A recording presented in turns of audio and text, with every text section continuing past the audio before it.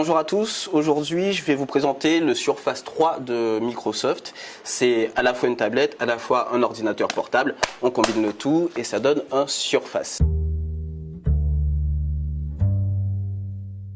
Troisième fois que Microsoft se lance dans ce produit. Il y a eu le Surface RT qui n'a pas eu un franc succès. Il y a eu le Surface 2 qui était pas très bien non plus. Le Surface Pro qui était très bien fait mais très cher.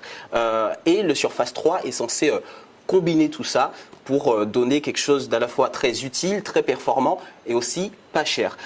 Microsoft vise clairement là les étudiants et le grand public. En fait, on a reproché au Surface Pro 3 d'être plus un ordinateur qu'une tablette, notamment en raison de son poids. Il est à 800 grammes. Le Surface 3, il est à 622 grammes. Donc, c'est-à-dire qu'il est beaucoup plus léger. Et surtout, l'écran, alors vous allez le voir, l'écran est plus petit. Il fait 10,8 pouces alors que le Surface Pro 3 faisait 12 pouces. Microsoft vise donc les jeunes. Sa Surface n'est pas chère, mais son prix représente quand même 75% du budget mensuel d'un étudiant et 79 menus McDo. Du coup, on a cherché à savoir si ça valait vraiment le coup. D'abord, le clavier, il est rigide et c'est bien, mais le trackpad est minuscule et ça ralentit.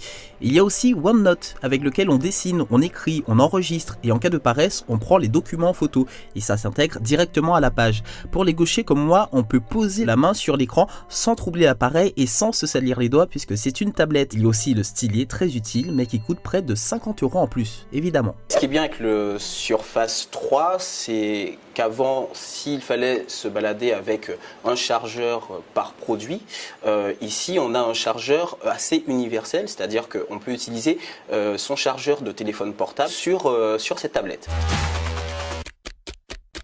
Microsoft cherche ici l'impossible, combiner tablette et ordinateur portable.